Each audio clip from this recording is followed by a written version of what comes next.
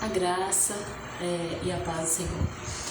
Eu estou passando aqui para contar um testemunho, um leve testemunho, um breve testemunho do que aconteceu comigo.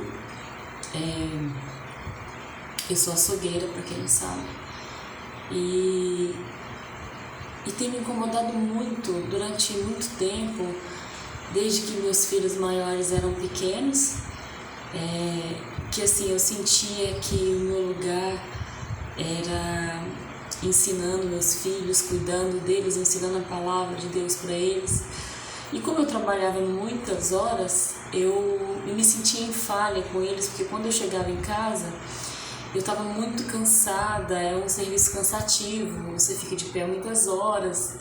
E eu chegava sempre com vontade de correr, deitar no sofá, tomar um banho, deitar no sofá ou na sala, e às vezes você está com a paciência bem curta, porque você já lidou com pessoas o dia inteiro.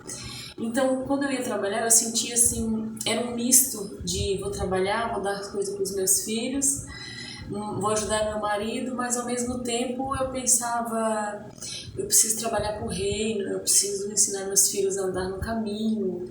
E muitas vezes a gente acaba nem indo na igreja porque está cansado, porque está desanimado. Aí vem as aflições da vida e você acaba achando que não achando igreja para você, você não se consegue se localizar, né? E eu sempre tive muito esse sentimento comigo. E aí meus filhos primeiros, né, cresceram. Hoje o Kevin está com 19 anos, o Kennedy está com 17, já faz 18 agora em abril, o Kevin faz 20 em junho. E eu tenho o Caio que tem 9, faz 10 agora em fevereiro. E aí eu começo a pensar, meu Deus, apesar deles terem um temor assim a Deus, né, pelo menos o que eu tentava ensinar para eles, eu acho que eles pegaram alguma coisa, de assim, desviar do caminho. Às vezes acontece, mas a palavra de Deus fala para a gente ensinar o caminho que eles devem andar, para que se desviar saiba voltar, né?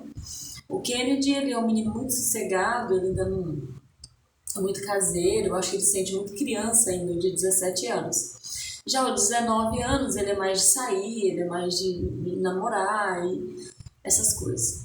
Inclusive, ele vai ter um filho agora, tá morando com a namorada, né? Não é de acordo com o que a palavra diz, mas eu acredito que Deus ainda vai completar essa obra nele, né? Na vida dele. E aí o que acontece? Eu me senti muito culpada ainda, né?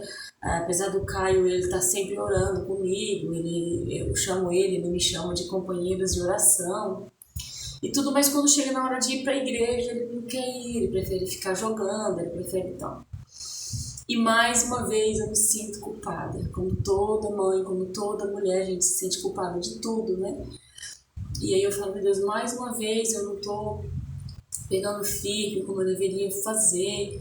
Eu sempre quis fazer cultos domésticos, né? Às vezes eu pegava a mão dos 3, dos 4, né? Meu marido também, e orava e cantava um hino, e lia a palavra, eu falava, todo dia vai ser assim, tá?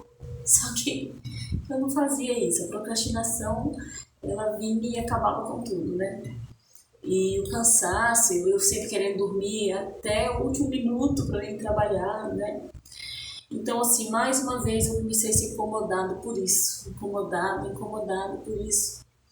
E não que a mulher tenha que parar de trabalhar para fazer isso, não, nada disso, mas eu sentia que o meu chamado era diferente.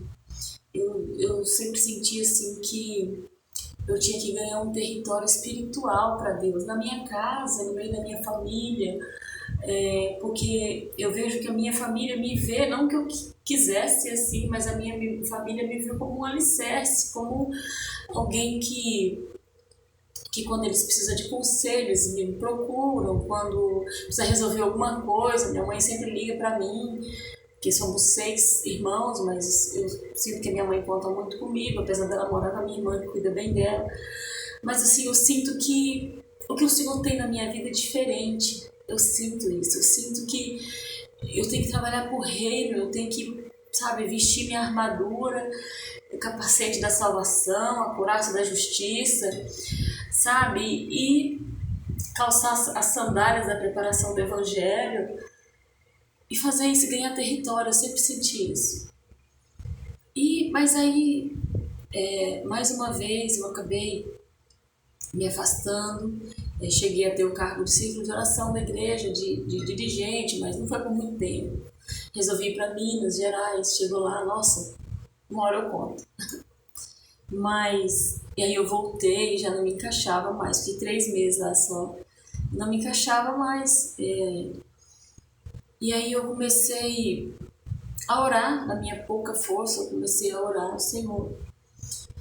E quando foi à noite, eu deitei e eu ouvi a voz do apóstolo Luiz Hermínio, porque tipo assim, um ano e meio atrás, eu ouvia muito o apóstolo Luiz Hermínio, era quem eu ouvia todos os dias.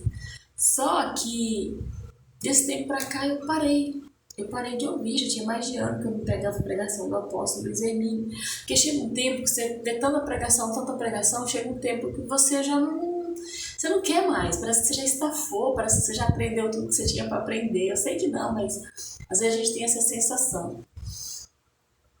E eu fui dormir e eu ouvi a voz do apóstolo Luiz Hermínio dizendo assim: trabalhe pelo que é eterno.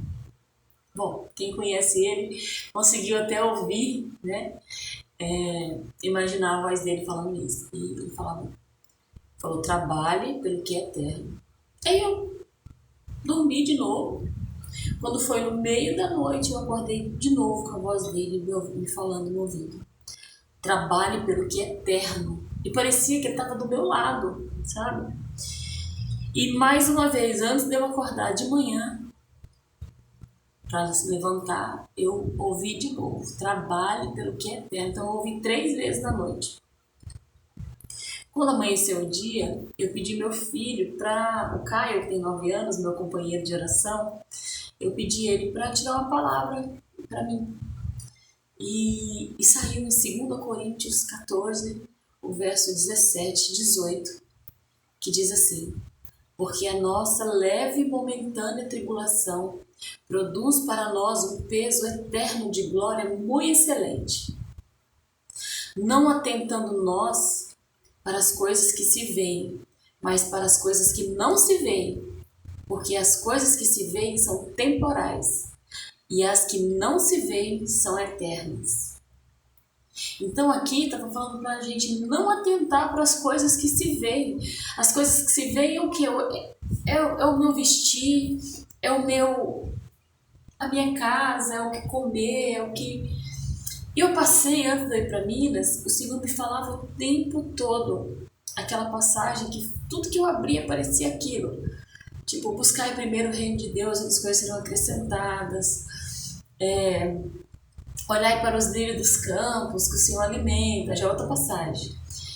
O Senhor alimenta e tal, não juntou os animais que não juntam em celeiros e tal, e o Senhor, as formigas, né, não juntam em celeiros, pássaros, melhor, não juntam em celeiros, o Senhor mesmo assim os alimenta. Saía muito essas passagens. E aí, quando eu abri essa passagem, estava escrito: não atentando para as coisas que se veem, mas para as que não se veem, porque as que se veem são desse tempo, e as que não se veem são eternas. O Senhor me disse à noite, na voz do pastor Luiz Hermínio: trabalhe pelo que é eterno. Aí, irmãos, eu peguei e falei assim: nossa, confirmação. Não, ainda parece que a minha ficha não tinha caído, mais ou menos assim. Porque eu falei assim: eu vou colocar uma mensagem do apóstolo Luiz Hermínio aqui na televisão, porque faz tanto tempo que eu não vejo. E quando eu abri aquela mensagem no YouTube, estava dizendo assim, que ele ora para Deus, não é para que a igreja dele esteja cheia, não é para ganhar muito seguidor, não é nada disso, não é para ser... Não, a oração dele para Deus é que quando a gente estiver em casa, não estiver vendo ele literalmente, nem no culto literalmente, para que o Senhor pudesse usar a voz dele, do apóstolo Luiz Hermínio, para falar conosco enquanto nós estivéssemos em casa, deitados, sabe, orando, E aquilo foi uma confirmação do que o Senhor falou comigo à noite. Então o Senhor confirmou, falou 3 vezes comigo a mesma coisa. E um tempo atrás, quando eu estava pregando na igreja, eu não queria saber de ver vídeos, eu não queria ver televisão, eu só queria ler a Bíblia, entender, e o meu prazer era só nisso, porque eu estava indo no círculo de oração, porque num desses momentos em que eu ficava fraca, eu falei assim, já sei, eu vou começar a orar na igreja. E tinha uma irmã lá, a irmã Maria, que já se foi para a glória, ela era muito de oração, ela queria muito que tivesse gente orando com ela, não tinha ninguém queria ir. Ia uma, no outro dia ela já não ia, no outro dia, sabe? Eu falei, já sei, eu vou começar a orar. No primeiro dia, eu não consegui orar mais do que 5 minutos. No segundo dia foi 10, no terceiro dia foi 20, no terceiro foi meia hora. No quarto dia, 1 hora era pouco. E com isso, eu lendo, e lendo Salmos, e lendo a Bíblia, quanto mais eu lia Salmos, mais eu chegava na igreja, eu conseguia orar aquela oração que exalta a Deus, que glorifica a Deus de verdade. Então eu comecei, a oração ela é gradativa. Se você começar a orar e você tiver um compromisso, por que na igreja deu mais certo? E depois não deu certo aqui? Porque na igreja você tem aquele compromisso. Quando você chega na igreja, você está ali para orar. Então você vai orar. Em casa, a gente procrastina, a gente fala, tá, eu vou orar, mas peraí. Primeiro eu vou ali ver meu Face, eu vou ver se tem mensagem do Zap eu já vejo que eu tenho alguma notificação no Instagram, eu vou ver no Instagram o que tem, aí eu vou arrumar a cama, aí eu vou ali fazer um café, aí eu vou... Então a gente acaba se perdendo, e na igreja não, você tem aquele momento com Deus. E a partir do momento que eu orava, eu não queria mais saber de televisão, eu não queria mais saber de... nem pregação na televisão, eu queria aprender de mim mesma. Porque eu conhecia muita palavra, mas através de pessoas falando. E quando eu comecei a ler, eu comecei a ver assim que gente, era maravilhoso o Senhor se revelando para mim o que estava acontecendo. E toda vez que eu tentava ler a Bíblia antes, eu começava Mateus, Marcos, Lucas, parava. Aí quando eu voltava, não, preciso ler de novo, porque eu esqueci. E aquilo me... sabe? Ah, não, de novo. Então eu falei assim, não, eu quero saber o que o apóstolo Paulo falou para os discípulos fazer depois que terminou o tempo da lei e começou a dar graça, que foi após a morte de Cristo. Gente, começa a ler o livro de Atos, você se apaixona. Eu terminei o livro chorando junto com Paulo, junto com os apóstolos, junto com os discípulos, aquelas pessoas que acompanhavam Paulo e que sabia que ele ia morrer, o Espírito Santo revelando que ele ia morrer, e mesmo assim ele queria ir para Jerusalém. E dizia, não, se eu morrer é lucro, mas eu não sei o que eu escolho, porque se eu ficar eu estou acrescentando para o reino, mas se eu for eu vou estar com Cristo. E todos lançaram nele, abraçando, está escrito assim. E eu chorei muito, e terminou, eu falei, não, eu quero continuar, eu quero saber o que aconteceu. Aí fui para Romanos, para Coríntios, e foi. Apocalipse eu li muitas vezes, porque são 20 capítulos, mas você lê ela rapidinho. Eu sei que tem que meditar, mas às vezes é bom você passar reto, depois você volta meditando. E assim, eu sentia muito desejo, como eu lia muito a Bíblia, o Senhor me revelava muitas coisas, e eu pregava muito na igreja.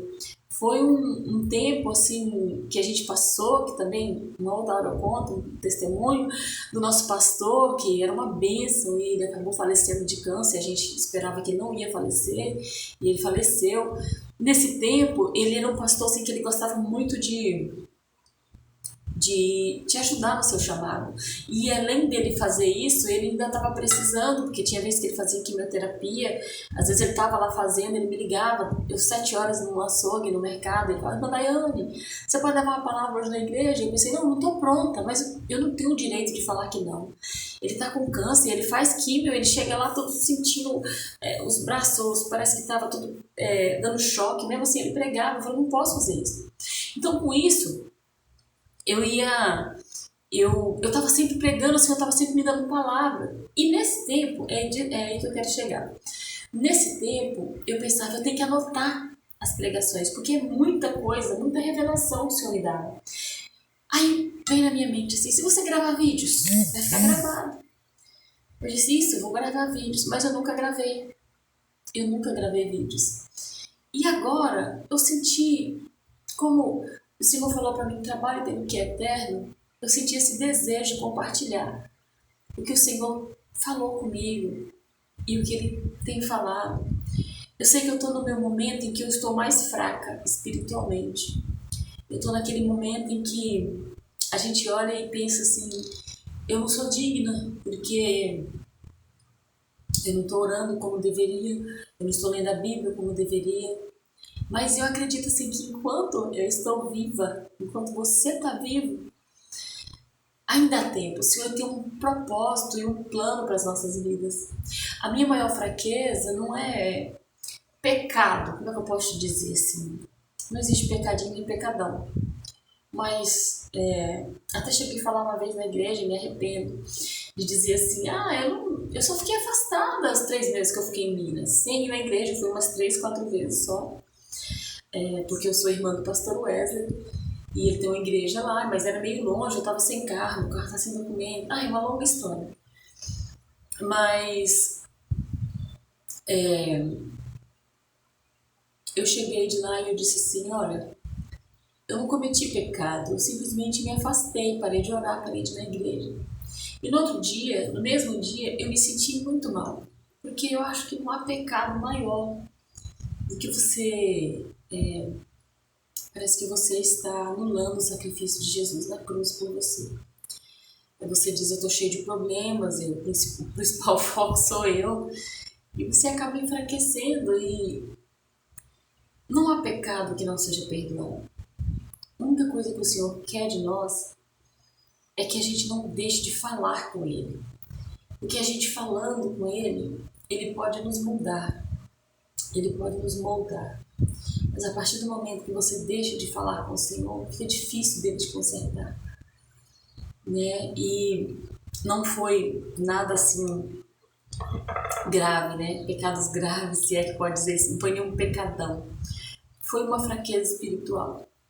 E eu estou tentando me levantar e visitei algumas igrejas e tudo, mas só que eu penso assim, o principal objetivo tem que ser o meu culto diário, eu e Deus em casa, ensinando meus filhos, amanhecer o dia com louvor, adorar a Deus, orar, separar esse tempo para Ele aqui. Por isso que é bom na igreja a gente encontra mais força, mas a gente precisa ter esse encontro com o Senhor em casa, do seu dia a dia. Quando você chegar na igreja, no dia de culto, você vai estar ali somente para compartilhar algo que você já recebeu.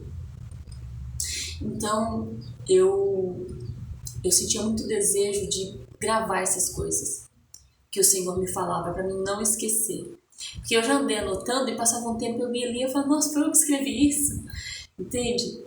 Então, eu tô aqui, esse é o primeiro vídeo, né? Misturei muita coisa, eu sei que num vídeo só não dá para falar tudo, mas se o Senhor continuar tocando no meu coração, eu quero estar compartilhando com vocês alguma palavra que o Senhor me der, se assim for da vontade de Deus, né? Eu agradeço e te peço que ore por mim e eu vou estar orando também por você, para que o Senhor possa nos usar todos os dias da nossa vida, até o dia que Ele vier nos buscar.